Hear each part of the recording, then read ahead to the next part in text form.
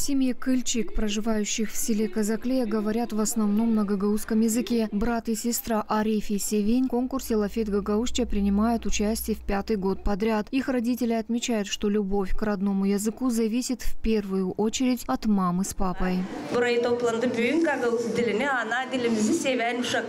Сюда сегодня пришли родители, которые любят гагаузский язык. Любовь детей к родному языку зависит в первую очередь от родителей. Я сегодня поздравляю тех матерей и отцов, которые любят, дорожат нашим языком и стараются его развивать и передавать своим детям. В конкурсе «Лафет Гагаузча Беш» приняли участие ребята не только из Гагаузии. Впервые в нем попробовали свои силы и представители тюркских народов, проживающих в России, отметила организатор конкурса Güllü Karanfil. Biz çalıştık maksimum bulma o uşakları kim laf eder.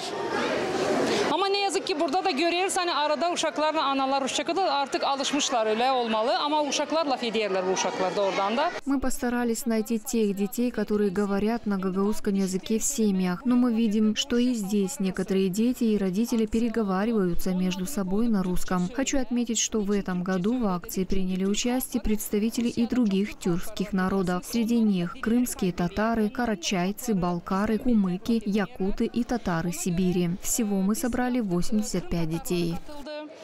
Karaçaylar, Balkarlar katıldı, Kumuklar katıldı, Yakutiye katıldı, hem de Sibir Tatarları katıldı bu aksiyaya. Bizden 30 uşaksa onlardan da 55 uşak katıldı. Toplam 85 uşak katıldı bu aksiyaya. Из этих 85 40 детей из Гагаузии. В финал вышли 30. Каждый ребенок получил подарки и грамоты. Финансовая помощь была оказана партнерами из Республики Турция.